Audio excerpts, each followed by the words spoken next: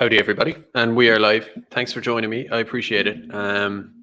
So I'm going to be talking a little bit more about RTE tonight. This is about their diversity and inclusion strategy. I just want to go through that, and I won't spend long because I've started late. What do you think of my thumbnail? I don't know. I suppose you can see it before the video comes on. That's my shocking Photoshop abilities. I did my best. It's a little bit cringe, a little bit boomer-esque, perhaps, but I try my best. What I should start doing is those thumbnails where it's like basically the clickbait ones where I go like Stefan Molyneux with the like this reaction, like I'm shocked or something like that. So that's what I must do if I really want clicks. Hi to Emmanuel Godson, Wolfhound, Breed McAnally, Joel, Galileo Irish Nationalism, all the crew. And the other 34 of you. It's late. Maybe I'd have more if it were earlier, but it's my own issue coming on late. But maybe people can see it tomorrow. Thanks for letting me know I sound okay. So I won't spend too long beating around the bush here. This is like I don't know if this is mind blowing or not. It's not really. It's a document. You're freely available. I actually should have linked it. I'll have RTE after me again. This is a document. It's publicly available and whatever, but it's just a diversity and inclusion document. And the reason I do videos on this stuff, I keep looking at the chat and not at you, sorry. The reason I do these videos sometimes is you could say, oh, you're not creating anything here. I could look like some of those people who those arsehole chat people I get sometimes. I could look that up myself. And it's like, well, technically you could, yeah, but you're probably not going to, and I'll bounce my own insights off it. There's so many interesting documents like this that are just publicly available that I think we should all be going through like this, just to kind of pick it apart and see what's up. Just by the way, I was on a couple of shows this weekend on Dord Féinne, or I might be pronouncing that incorrectly. The two lads, as I call them. I was on with them at the weekend, so there's part 1 and 2 in the description, and then Jakes and Lattes, who's a Welsh YouTuber living in Thailand. I always get mixed up, Thailand, Vietnam. I think it was Thailand. But a Welsh YouTuber, nationalist, and I was on with himself and Last True Gale. So that was good. So basically, I've been like streaming every day. But yeah, and yeah, so loads of streams. I keep wanting to work on videos as well separately. I want to do that, and I don't want to give away the titles, but it's hard to do both. Anyway, hopefully, I don't want to give it away, but there's a topic I'm working on at the moment that is, it's going to be controversial. I would say more controversial than if it's good. It'd be more controversial, I think, than like think of that really controversial thing that you're not meant to talk about. I think it would be more controversial than that because of who it triggers, which I've learned over the years that there is one group that you might not think of that you are absolutely not meant to criticize. I know the one most people would think of, or another one. You could name a few groups. This is the real group. It's like the ultimate. If you gauge the reaction anyway, by the reaction. I think maybe Wolfhound might know who I'm talking about. Anyway, no, I see people making guesses in the chat. You are sorely mistaken. Jamie Maragini says, "Spin the beans." Sorry, I can't talk. No, I don't want to for now because it's nah, not for now. But it's put it this way: anybody who knows me via Twitter or whatever, and I know I'm just hanging you out here to dry now. If you don't know the answer here, it's just going to annoy you. But if you know me on Twitter, so to speak, if you can know someone that way, Aidan Fletcher says, then stop teasing us. I'm sorry, Aidan, to do it to you. Look, it's no big deal. Bummer, ? I didn't realize I was going to piss people off that badly. But if you know me on Twitter, you'll know I have had a run-in in the past where I severely triggered a certain group, and it was shocking how much they reacted. I did a tweet one time that triggered these people, a very moderate tweet, but because I touched a nerve with this group of people, I got a tweet that got so reacted to. I think it got 3 million impressions. Aidan Fletcher's joking. I can't tell the difference. I take everything seriously. But the Sikhs. No, it's not the Sikhs. No, it's not them either. It's no, I'm not giving it away. I'm just not going to do it. But anyway, that's more incentive for me to actually make the video ASAP and get it up online so you can see it. So I'll just do a screen share here and show you just a thingamajig. First, I'll just bring it up on this screen, and now here. So a female friend of mine got this on Instagram recently, this video. And again, RTE copyright, come at me. I am firmly in the belief that I'm allowed to do this. I am not being belligerent. I think this is just an ad that appeared on Instagram, so it's fair use. It's got the RTE title there. I actually couldn't find the source. You can't share it unless you're on Instagram. So what am I to do, right? It's just an ad that they promoted. They paid to promote it. So this is not the ordinary humdrum of copyright and fair use and all of that. So I'm just going to play this one. And the audio is going to go bollocks up as usual. So I will do it, start it fresh, share audio. There we go. And the audio might be bad. If you can't hear it, you can read subtitles anyway. It doesn't matter. The last in the house to get an Irish passport. So I'm gone south. That's our dream if I became an Irish citizen. It would mean a lot more. I could say, well, someone says, where are you from? I could say, oh, I'm Irish. Irish Cornish. I'm the last in the house to get it. Okay, so you kind of get the gist there. And again, for those who are not, I'm not insulting people who agree with me. I don't mean to do this. I'm just trying to reach out to people who maybe don't quite agree with me. So from their perspective, they might say, everybody here has drank the Kool-Aid, which, I don't think you have, right? I'm not Jim Jones here. But for those who aren't bought into this kind of politics, if you think that's foreign man on TV, me angry. No, it's not that at all. It's that, for one, it's advertised. The key thing here is that a female friend of mine on her Instagram. Again, what struck me about that is it's an ad. There is no link to a TV show as far as I was aware or am aware. And so it's just a piece of, it's strange, it's just a piece of here's some propaganda. And then, of course, like if you go to I don't know, Shandon Street in Cork City, or the North Inner City in Dublin, or where else is there? Name your part of the country. Actually, do that for me in the chat. If you're from a part of Ireland that isn't Cork or Dublin and there's a multicultural zone, let me know, just so I can educate myself. Again, in Cork, it's Shandon Street, let's say, and in Dublin, it's the North Inner City. So yeah, the thing I would always say about this is, like, if you want to say, hey, we want to show diversity, and someone says Letterkenny, Dungannon, County Tyrone, these are all interesting. It's good to know.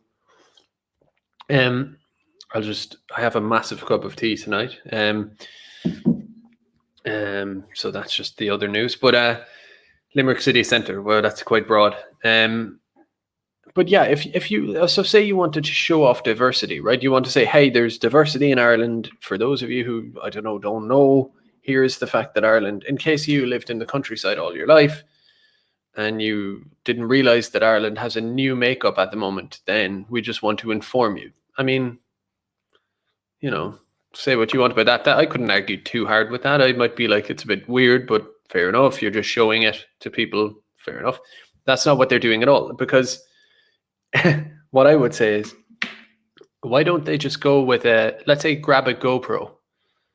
Because bear in mind, for all these multicultural zones in Ireland, there might be a lot of multicultural zones, like in big urban areas or whatever, and there are some rural ones too. But for a person who lives in the countryside, who doesn't, let's say, live in a particular town, and they don't really go to Dublin or Cork, or they don't really leave where they're from too much, they genuinely might be in that state of what's that state, like where they don't know the country has changed around them. Imagine a person like that. I know people, older people who are like that. They haven't seen one of the cities in decades. And if you're, what was my point? Oh yeah, so you want to show those people what it's like, hey, diversity. The whole point here is to show diversity. Why don't you go to North Inner City Dublin, Parnell Street in Dublin, or Shandon Street in Cork, and put on a GoPro, or do you have lots of money, right? So put on a fancy one and one that's inconspicuous. It's very secret. It's not like a secret camera, but it's just not obvious. It doesn't affect the crowd. You can just have everybody. What you want is just everybody to be natural, right? So basically what I'm saying is a really good GoPro, right? Or a cam like that. And just walk around Parnell Street or Shandon Street for, I don't know, 5 minutes. Just walk around in a circle. Don't try to garner any particular response or bias the situation. Just walk around. And then just say, diversity and inclusion, Ireland, RTE. And then just play that footage. Now, what's the argument against that? Why not just do that, right? As in, I'm not trying to say, like, if I were saying, I want you to show people clambering over border fences and migrant attacks on people in Paris or this or that, right? You would consider me a biased person for suggesting that. You would say that's biased. That's a bit lurid in one direction. And I would agree, but that's not what I'm suggesting. I'm not suggesting that. I'm suggesting a scientifically objective, not propagandistic. It is the solution that all of us could agree on in a scientific manner is the most mutually agreeable and objective thing going.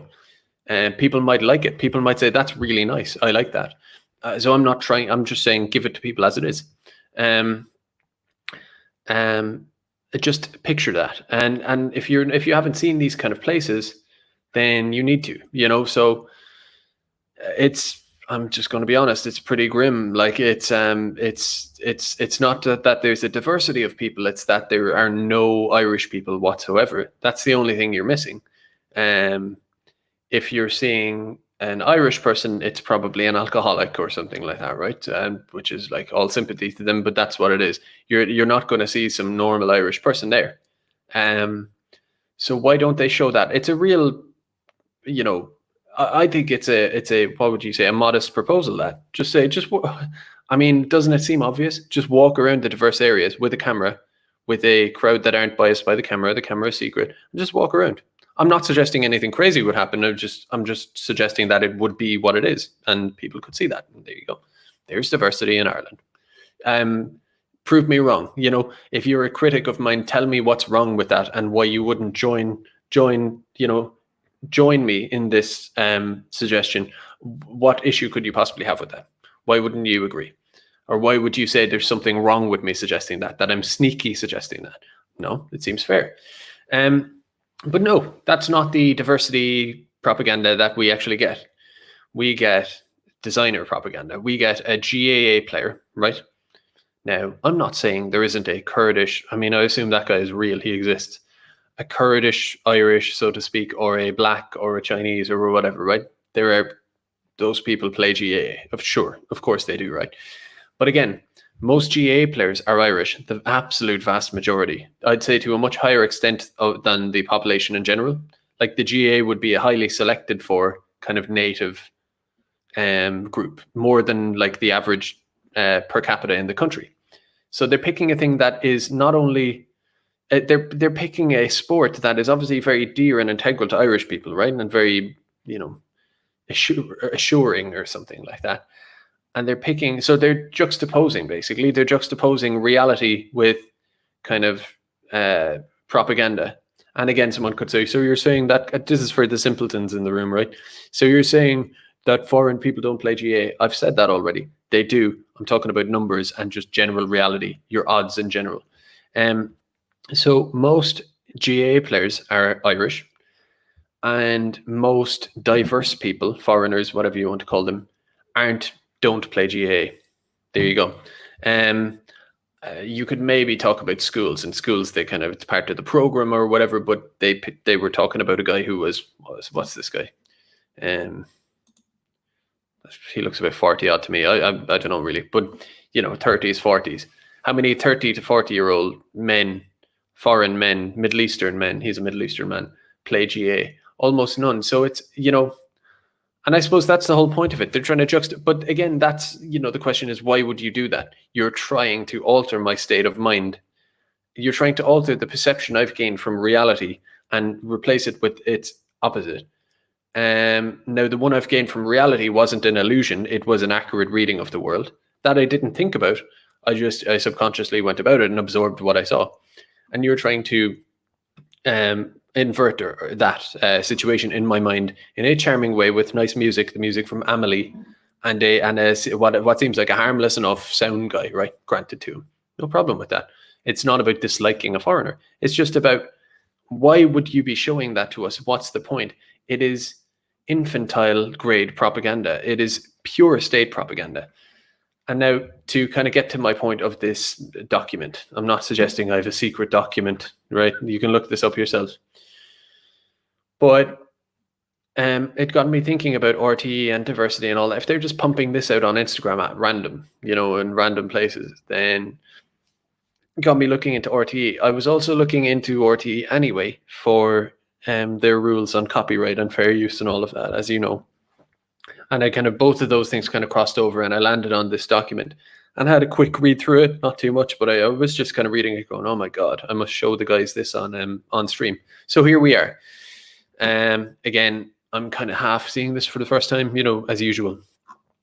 So you can see it there. I have something on screen. If you want the screen bigger, let me know. And,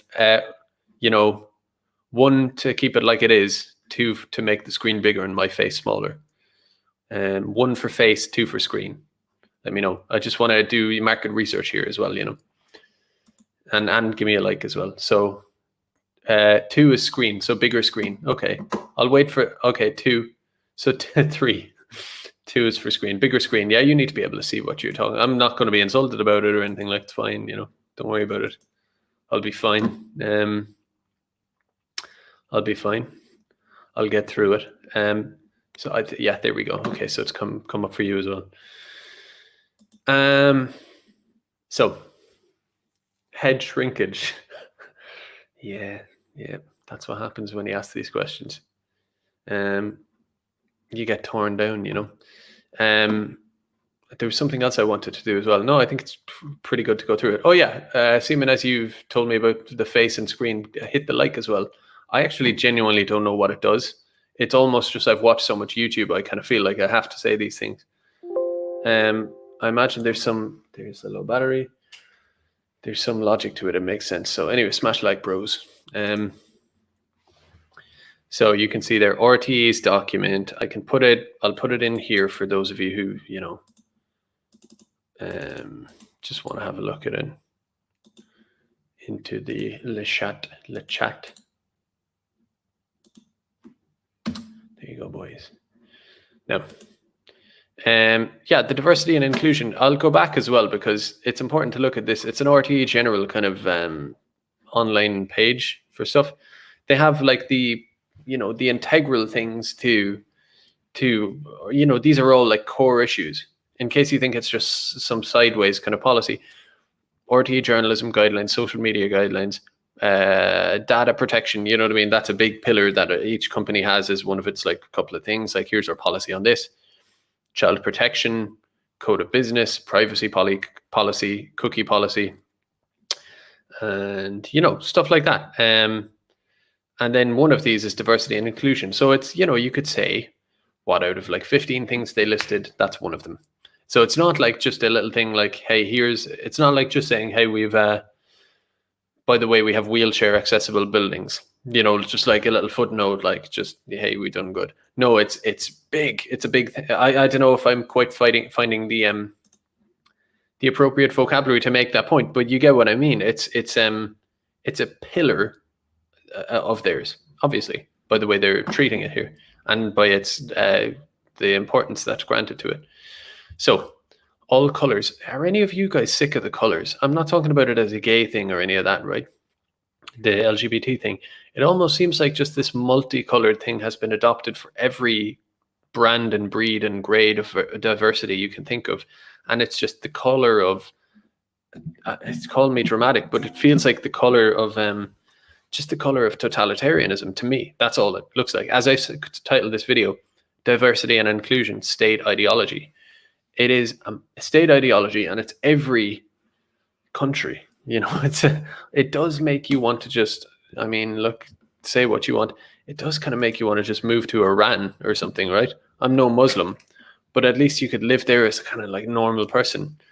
I don't think they make you, I'm not, you know, advocating this here, but, you know, you see enough of these flags around the place, and it's kind of relationship to the corporate world, and just it's just so oppressive in its way, and everybody has to abide by it. And I love the way people would say, like, again, the normal person watching this who's not bought into my ideas, let's say, would say, I don't know what you're talking about. We don't all have to buy into this, right? I would say, okay, you don't have to buy into it. Like, maybe, you know, maybe you don't think that, but how about you just analyze how many messages you receive every day you turn on the radio, you go through whatever, just have a little piece of paper and a pen and just note every time. We can agree on what the terms are of what constitutes this. We could agree on that. You know what I'm talking about. And then on a piece of paper, you just mark down every time, on a billboard, on a this, on a that, anywhere you go, you just try to start noticing it, right? You will notice it absolutely everywhere. More importantly, if you think, hey, it's not in my face, what do you mean it's everywhere and it's oppressive? I don't, you know, it's not oppressing me. Speak out against it. If it's so non-oppressive, it's not a big deal at all. Just come out and say, I'm against it. Now, that doesn't mean you want to genocide people and all of this stuff, right? Obviously. That's a non sequitur. You just come out and say, I'm against this ideology. Everything that comes with it. The fundamentals of it, the fact that these things are good in and of themselves and all of that, right? Blah, blah, blah. Come out against diversity and inclusion openly, publicly, on your social media, etc., like that, and just post articles, post this, post that, say your own piece, and just see how not oppressed you actually are, indeed. I rest my case. But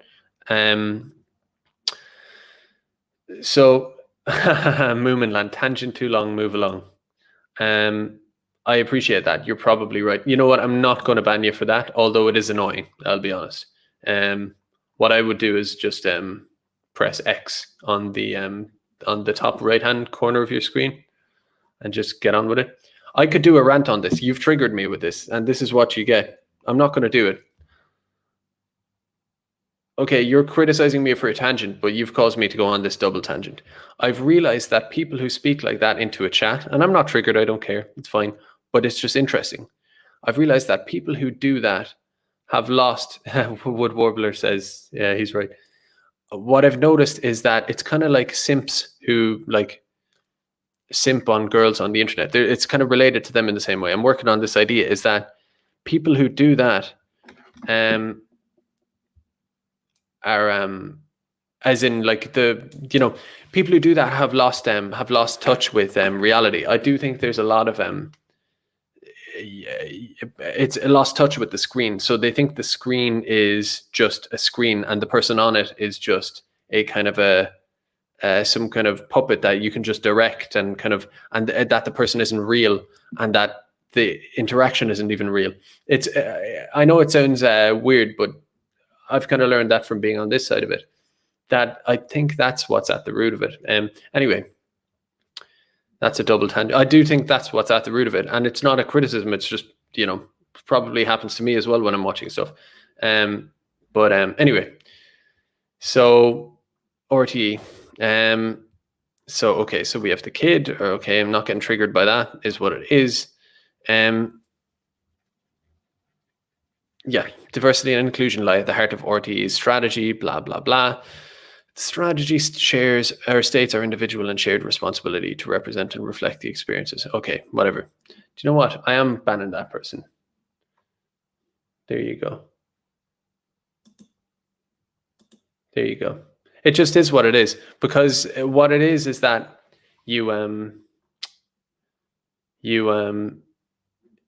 you're looking, it's different. If it was in the comments underneath the video, some people were giving out to me about free speech. You're not respecting my free speech to say what I want on your thing. It's like, that's different in the comments. I don't delete comments underneath the video after it's uploaded, but it's that you're looking at the chat. It's a totally different experience. You're looking at the thing, and it's an interactive thing, right? So that's all. This gets treated like the pub. If you said something to me like that at the pub, I'd just be like, all right, fuck off. That's the standard you're kind of at. It's distracting and it's annoying. Anyway, so the 4 key principles. This is kind of a what's the word? Tangible or whatever, or salient. The 4 key points: authentic. We will be truthful, accurate, informed, genuine, and real. Now, see, that's an interesting one, because if that's the case, I'm like, okay, I'm into it. That's fine. Just be real. Just tell the truth. Now, they haven't told the truth about asylum centers, blah, blah. You know my spiel on that and everything else. They haven't told the truth about much in this. So that's bullshit to start with. But I think it's just meaningless, hollow words. Inclusive. We will be representative, respectful, reflective. Who writes this shit? Accessible, open-minded, and connected within RTE. And partnered with community and educational bodies in Ireland. Do you hear that? That's the sound of NGOs. That's what that means. Everything is a euphemism under this shit, under this stuff. Sorry, I have to stop cursing. Someone told me that in the comments last time, so I have to abide. Partnered with community and educational bodies in Ireland. That is 100% NGOs. Simple as. So basically they are held hostage by NGOs, which is strange, because what strikes me with all of this stuff, because it's so endless, is like they're abiding by the NGOs, but then the NGOs are created by the state, and the state are kind of it's a state broadcaster. I kind of go, it's all around in a circle, and I'm always struggling to think of who is actually at the root of it, who is actually and I think it's actually a false question, because there is no root. People often, I think it's a false question. When people want to know what, people will always say this to you. If you say anything online, they'll say, oh, you're ignoring it. You need to get deeper. You need to go deeper, get to the root of it and stuff like that, right? So it is a bit of a silly framework. But that said, you have to ask, is it a thing that just goes around in circles, or is there a kind of a gravitational center to it? Or one side of it that's more who's walking who? It's more like that, as opposed to who's at the root of it. It's who's at the front of the train, so to speak. Who's dragging the whole thing along or forcing it along. Someone says George Soros. I don't think so. Jerry Buckley says put a swear jar in front of me. That's a good idea. But because it isn't, I agree, it's actually ugly to curse, and I do it too much. But yeah, it's anyway, they're being led by the NGOs, but then I go, are they really NGOs? Or are they really being led by them? I mean, are they really? Because who's leading who? Anyway, you get my point. But regardless, the NGOs have basically, I mean, it sounds to me like they have a kind of an ultimate editorial control at the end of the day here.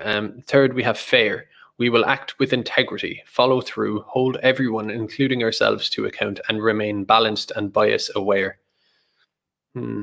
Again, it's more just nonsense speak, really. When like most of these points are just hollow, kind of marshmallow words that don't mean anything. But insofar as there's any meaning in this, it says we will remain balanced and bias aware. Now, what they're talking about is bias. They're saying, like, you know, this crazy stuff. I don't understand the language. Like this kind of, you know, when you have like diverse people and the what's it called? Intersectionality, where there's this like Maoist grade, like kind of I don't know, hierarchy, where they're constantly, there's one more like weird than the other or whatever, and they're all on dancing on eggshells. It's a thing I take immense joy in, actually, is worth watching all these people speak to each other, and it's like you can't get it right. They can't get it right. So suddenly it's like, oh, for the slightest thing, that makes to a normal person makes no sense, but to them, they're on hair trigger alert. It's such a relief to be in a position where you can just say, go away to people, to not have to abide by that. But these people do. These people are in that prison for themselves. So I think they mean bias aware in the sense that, like, okay, we're pro-black, we're pro-Muslim, we're pro whatever, feminist or whatever. But then it's like, you might not be trans enough, or, well, you're trans enough, you might have forgotten that ableism and this and that. So they're like, we'll think about our biases. We'll try and purge ourselves and be totally up to speed with it. I don't think they're talking about bias in the classical journalism sense, the English dictionary definition type of sense of, like, we're just going to be trying to be unbiased. We're going to try and treat things fairly. That's not what they mean at all. But again, I don't know. So it's weird. It's like, which way do I take this? Like, the words here have completely different meanings depending on what way you look at it. If I look at it from my perspective, I go, okay, you're going to be bias aware. Thank you. So you're not going to be too biased in favor of all this stuff. But it's like, how can you be, and this comes back to it, how can you be unbiased or an objective news broadcaster when you have a section in your policy? And again, it's no small section, it's no footnote, it's a big policy, a big central tenet of your organization. And when I say your organization, I mean our organization, taxpayer funded, TV license funded. I mean, how can you say you're going to be unbiased when this big tenet of your policy is literally to be biased? I mean, on the big questions in Ireland, right? We have economy, we have all of these kind of things. Immigration is one of them. Whether you look at immigration directly, you look at cultural issues, you look at, or even if you look at it kind of secondarily, classroom overcrowding, housing, wages, supply and demand, stuff like that. You look at something like Keelings. If you think I'm lying, I'm making up that this is a big story. No, you have Keelings, you had the asylum centers, you have Cahir Savine, you have all sorts of stuff, right? All sorts of stuff that are always in the news, or they always should be in the news. They're always in the public discourse. It's one of the big things, or something to do with gender stuff, something to do with basically anything, right? You have by your own policy said, we are biased in favor of, I'm not even going to call it leftism. Again, there's a good form of leftism, right? Economics, working class, socialism, good wages, fair pay, stuff like that. I'm not talking about that. Whatever you call this, global liberalism, whatever word you want to have for it, right? This stuff, you have made this your policy, and it's like, again, it's not unbiased. It's a policy to say on all of these issues, whether it's gender, race, immigration, religious questions about Islam or Judaism or even Christianity or Catholicism, whatever it may be, all of these questions that are at the heart of all discourse, right? It's not the only thing there is to talk about, but it's a big portion of it, when you take it all into account. You're saying that all of those subjects are preordained, and kind of our position on those is not only objective, never mind objective, it's so biased that we have a policy telling you that we will be biased on that to begin with. And of course they say here we'll be bias aware, but they mean it in the other direction, obviously, right? In the context of this, they're not saying we'll be bias aware, of course, for Irish or white Irish or native Irish or whatever you want to call it, right? They don't go, of course, we'll be conscious to their interests or their perspective or whatever. And no, obviously, right? They see that as a foregone conclusion that isn't a thing. If anything, it's evil, and the whole point of this policy is to counteract that, to not be that or whatever. So it's rigged. And that's the overall point. If I say nothing else in this, the whole point is that everybody says, oh, the media is biased, RT is biased, oh, they're full of Marxists, and they're full of this, and they're full of that, and they might even say they're state-owned, and so they have a leaning or whatever. And my point is, when you look at documents like this, you have to remind yourself that they're not just biased and have a leaning towards something, or you could even say they're totally biased. It's not even that they're totally biased. It's that they have a policy dictating said bias. That it's actually a policy. They must, by their own policy, have this position and reflect this position and that position. That's a much more extreme situation when you actually think about it. So when you're watching RT, don't go, oh, they're at it again. Watch it and go, they're abiding by their policy. They're abiding by state policy. As I said in the title here, they're abiding by state ideology. I'm not surprised at all. I'm watching the state ideology box. I'm getting the ads in my Instagram or whatever. I'm getting a state ideology advert. So you should be completely unmoved. You should not say, oh, that's very angry. No, it's not angry. It's what we would expect. We're watching state ideology on this. So a story comes up about asylum or this or that or immigration or whatever, or Keelings or, you name it. Well, of course, it's going to be, they might, like, let's say with Keelings, they did reflect the story a little bit, okay, to some extent. But of course, they cut off all the elements that mattered. They said, oh, it's controversial because of the pandemic or whatever, but they never asked Keelings, for example, okay, so you're struggling with workers. You say you haven't gotten enough Irish workers, and I've been over this before, but they never said, why don't you pay the Irish ones more? Or, these questions that matter, they stay away from it. Or do you think that bringing these people in kind of stagnates wages, which is obvious? These things don't get asked. They will often capture a genuine subject and they will report on it. But what they're doing, as far as I'm concerned, is they're taking that issue and kind of containing it and handling it. Like, we'll handle this. Okay, it's gotten out of the box.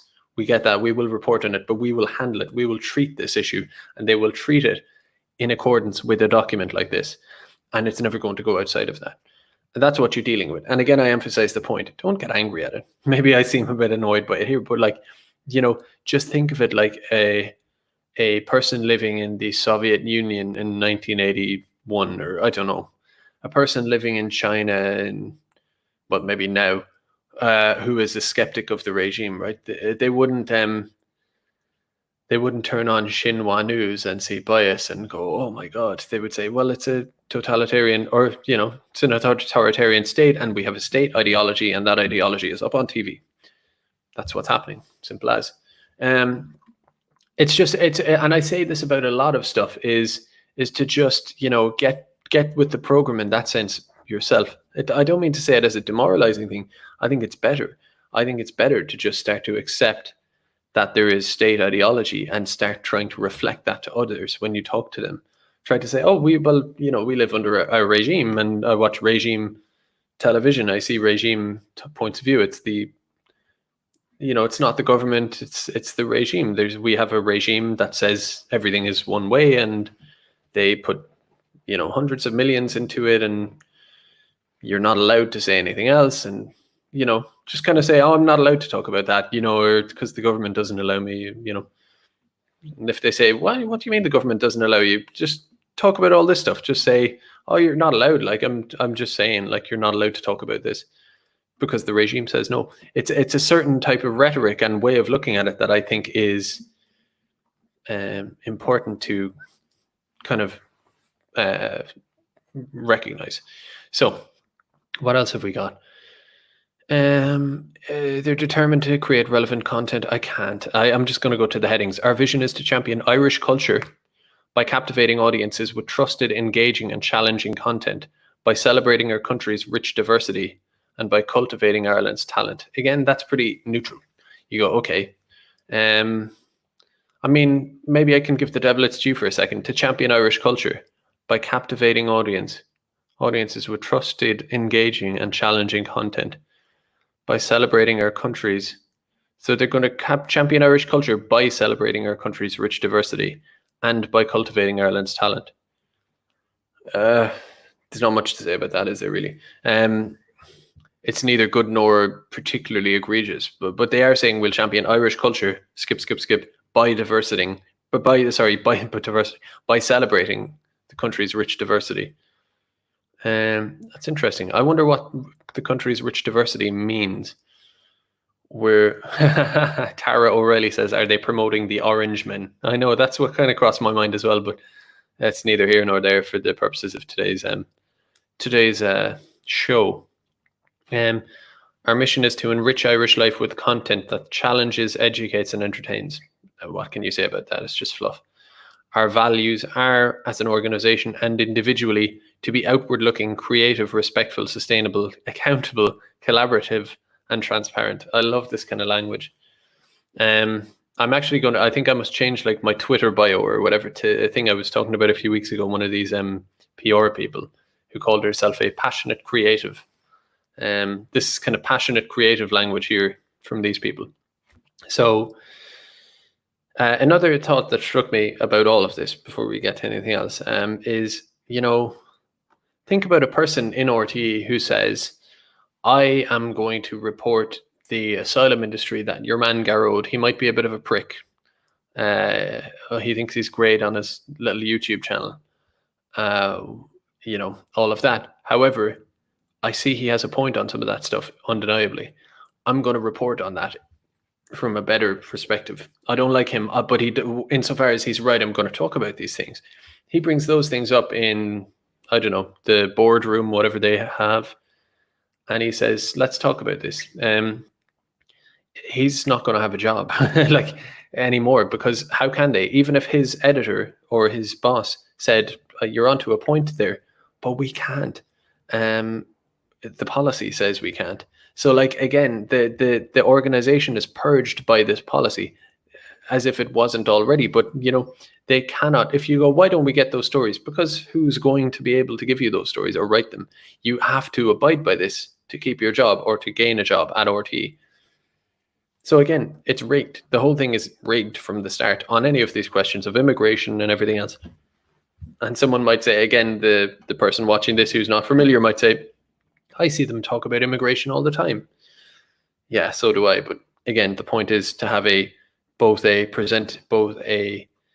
flattering perspective on it and a critical perspective on it, right?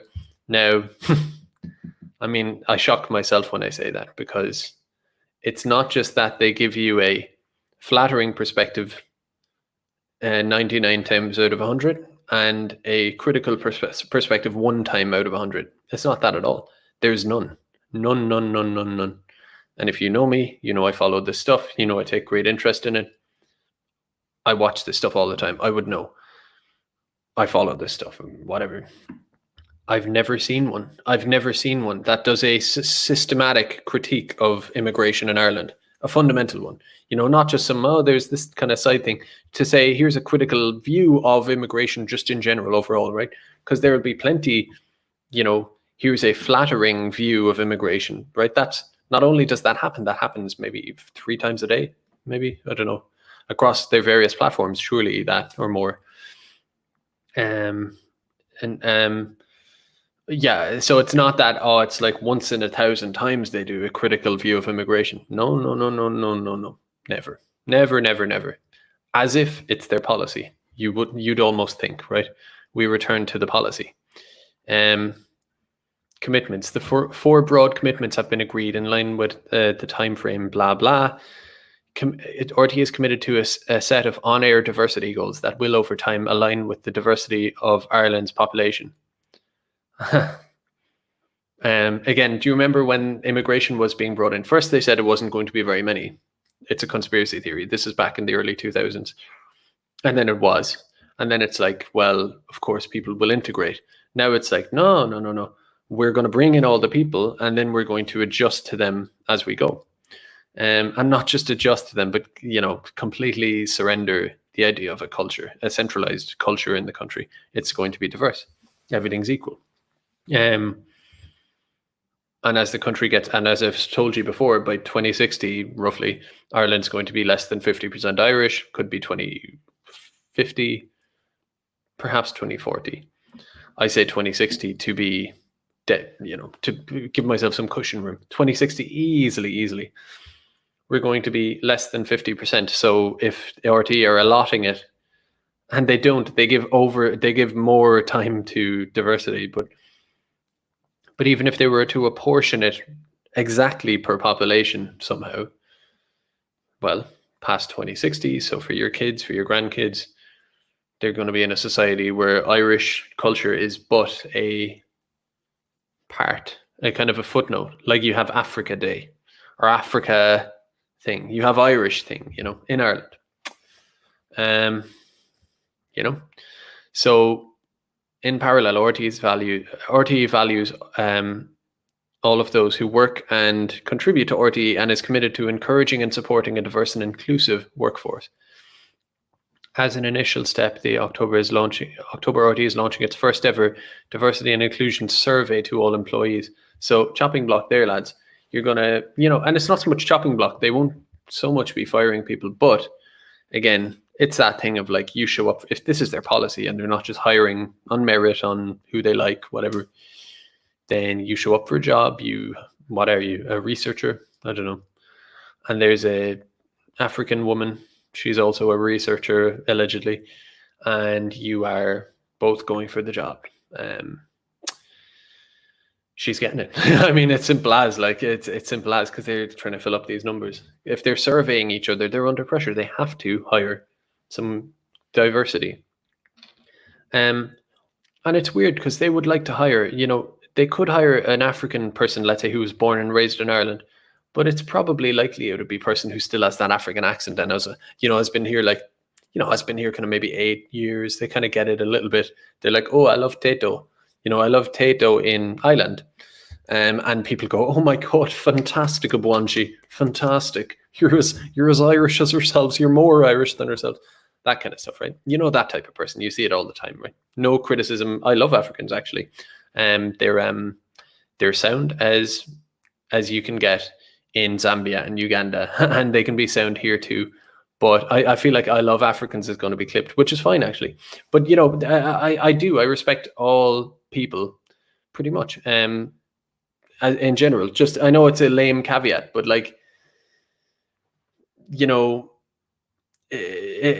just for those who might be confused, it's not a thing against them. To be honest, it's also not even a thing against them here. It's the chattering class. The clip away, someone says it's the chattering class. It's the people. When I put up that situation of a Bwanja in Ireland who eat tato, right, or eats potatoes, it's not her. I'm like, to be honest, I'm like, oh hey, that's okay, fine. You're here, like whatever. What can I say? I'm not going to hate you just because you exist and you're here. It's more the people who facilitate hundreds of thousands of you coming against our wishes, and the person who pretends that kind of sleazy, like clappy clap, oh fantastic, Obwanje, 10,000 retweets for you because you put on a GAA jersey. Isn't it fab? That kind of stuff. It's like, oh lads, you're so cringe and awful. Those are the people I actually hate, if you want to talk about hate. Anyway, that said, what was I saying? I was talking about Ireland. I was talking about potatoes. Oh yeah, that's the person they're going to have. This person they're likely going to have. Like I say, my point is that I love Europeans, Africans, Indians, everybody in their own right? But that person is who I've kind of outlined is going to get the job over so and so, Donald or Niamh or whatever. I'm not going to lie to you. I'm not discriminatory for some bigoted reasons or anything, but I generally kind of rather Donald got that job. I'm going to be totally honest with you, because he's Irish. He was born and raised here, and he understands in his bones what it is to be Irish. And if it's going to be a national broadcaster, doesn't it kind of make sense to begin with? But that's the whole point of this policy. They're saying it is no longer Ireland. Ireland as you see it in that sense, as a deep personal thing and an intrinsic thing, is gone. And we have to reflect that. We are now everything. So we're the African woman who, is, like I say, has been here 8 years and, whatever, has some Irish colloquialisms and isn't it great? But she's still in her heart Nigerian. Let's just be honest, right? This is again another elephant in the room people won't talk about. This woman, you understand, she's clearly African. She spent 20 years of her life in Nigeria, was born and raised, is African, looks African, identifies that way, feels that way. And she has Nigeria, right? Now, I don't know if you know any Nigerians, but one thing Nigerians get, I know I'm on tangents here, But one thing Nigerians get really pissed off at is Nigerians in ads or in any kind of footage or fiction or media with white people. I'm sure you could look this up. I know it personally, but they hate it. They're like, what a traitor, what a Judas, what a scumbag about the, let's say, the Nigerian girl or guy, the opposite gender. If it's a guy, they'll be like, that prick. They'll be like, what a scumbag, what a traitor. So with Nigeria, she has her kind of ethnocentric, kind of proud, stubborn, in-groupy kind of, kind of like a tribal kind of group. She has Nigeria. It's right there. And nobody's molesting its culture, dragging it down from the inside bit by bit. It's right there for her. But she gets to walk over here and lord it around. Again, it's not against her. It's the people who facilitate that. And yet in Nigeria, she doesn't have this going on. She still has her home for her. It's such I say it a lot. It's a crime against humanity, all of this stuff. But it is. I would say that about a Tibetan tribe. I would say it about, like I say, Nigerians or anyone. And that sometimes sounds like a kind of an excuse or something. I sincerely mean that. If I was on my travels and I discovered a group like that I would stand up for them. I would defend them to the hilt against anyone for that. I would just think, don't do this to people. It's really bad. It's really, there's no other way I can say it. It's a crime against humanity, this. And most people would just read over this document and be like, oh yeah, it just is what it is. I don't know. No, what you're seeing here is a crime against humanity. It's some people would laugh and say it sounds dramatic, but you're seeing a crime against humanity unfold before you in a kind of a bureaucratic kind of like way, that's what it is. So so replace the staff. Represent and reflect the voice of diversity in Ireland. I mean, should I go through all this? I'll let you read it because it's getting, what time have we got? I've been on 50 minutes. We'll represent and reflect the voice of diversity in Ireland by implementing goals in line with RT's 2018 to 2022 strategy and longer term targets by 2030. So that both on and off air, we mirror the nation's diversity by gender, Irish ethnicity, different ability. Interesting. It's just, I've no qualm with disabled people, obviously, right?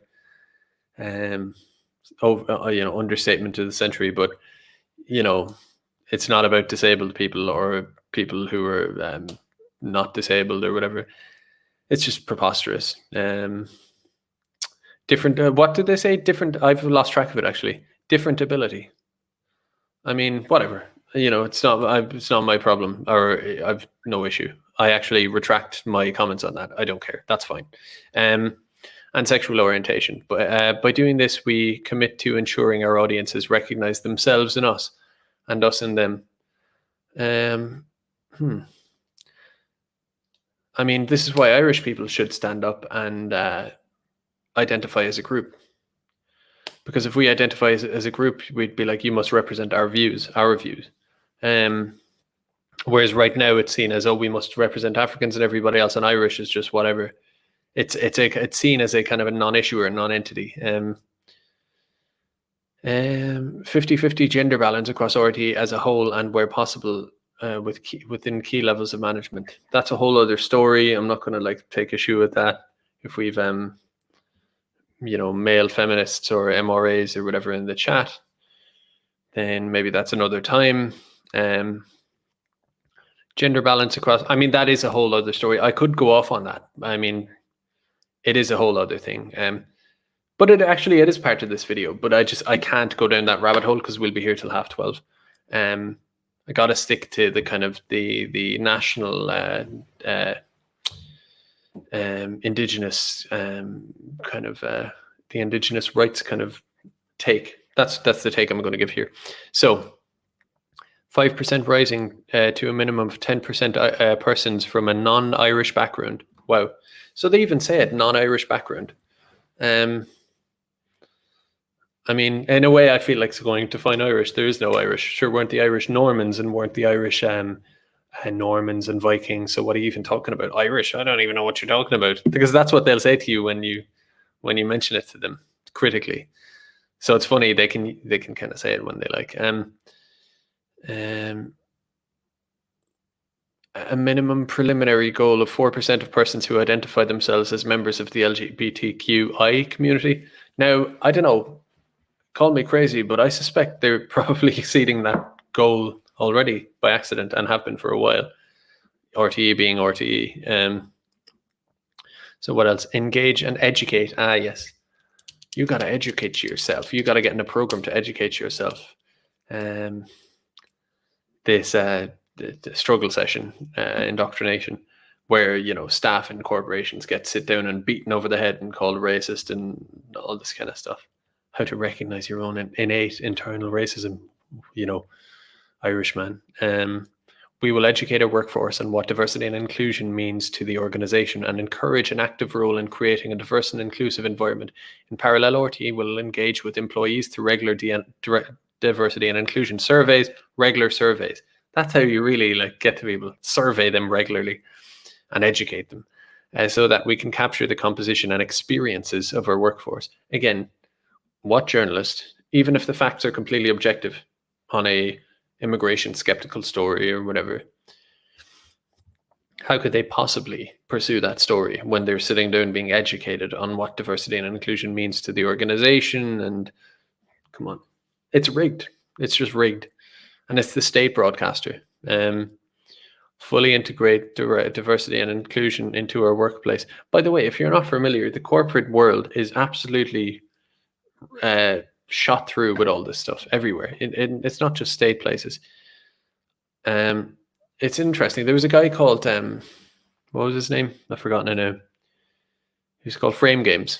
He was a Jewish guy from New York, YouTuber, and he used to make videos on this stuff. He's gone now. I think he got kind of maybe threatened or doxxed or something. But he used to make videos addressing the complicated legal, corporate, commercial nexus of all of this stuff, like all these groups that are integrated, semi-integrated into corporations that do all this stuff, and there's a method by how you hold corporations to ransom and all of this. It was fascinating, really fascinating take on it. I mean, I've reached the simplistic take that it's just it is just the demographic, the pension bomb and the kind of consumer producer class. I think it actually does come from corporations themselves, but then I don't know, it's complicated, but it's a whole thing. It's a whole world. Just go through any corporation and read through their stuff. Long, jargony things written by these kind of contractor groups on racism and anti-racism. It's insane. Anyway, so fully integrate diversity and inclusion into our workplace policies and practices. We'll integrate the policies to make sure they are fully inclusive and supportive. How many times can you say it? We will review and enhance workplace practices such as the RTE journalism guidelines and RTE's commissioning procedures. Now, there you go. Look, I can't do everything. I don't mean to sound arrogant here, but feel free to, because this is, worth doing. It's a kind of an hour well spent. And if you can take notes and maybe do a video or write an article or break it down, the RTE journalism guidelines and their commissioning. So that's commissioning what work they do, procedures in line with diversity and inclusion. Again, my point keeps making itself. It's whatever. How can I say anything new at this point? Act as a leader in championing diversity and inclusion and promoting strategies to address inequities in the creative and media industries.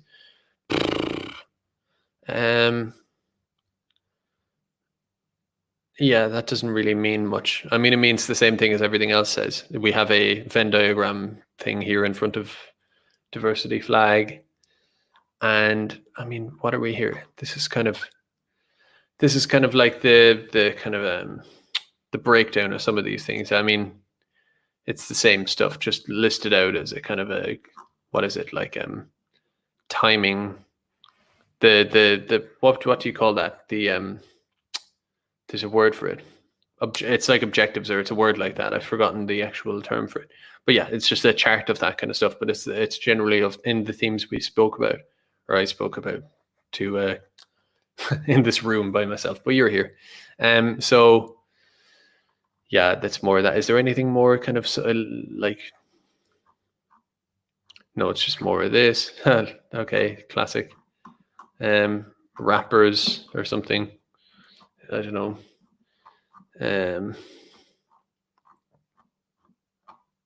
So that's that. Okay, so that's the end of my story. I can leave you alone now and get back to your business. Yeah, hopefully that was interesting for you. It was for me, actually, because I hadn't really gone through it in advance, I'll be honest. Wolfhound says drill rap. Yeah. Yeah. Charlie Flanagan will be out next week with his like policy on like I think in the next couple of years we are going to work to improve and enhance the amount of drill rap we will be engaging with and hopefully that kind of stuff. But I mean, I actually it's like a piss take, but like seriously, I wouldn't put it past him. You remember when he was with the sprinter guy, the black guy, and he was like arm around him, like, and then that sprinter fella lost his deal. Rough one. His sponsorship. Hate when that happens. So yeah, that is basically that. The Wolfhound says Brandon Gate. Yeah. Brandenburg Gate. Back tomorrow night. I've so many topics on the brain, it's kind of hard to parse them actually. And I keep taking good topics and saying, no, this one is really good. I'm going to prepare a video for it. I'm not going to do a stream. I'm going to make a polished video. I don't know. Anyway, the Jerry Buckley says he's going to send me the swear jar. Yeah, I'm going to try not to curse too much. It's unbecoming. I appreciate you watching. I do actually. I mean, what do we have? 125 now. That's a privilege. That's very sound. So, subscribe, like, and all that stuff.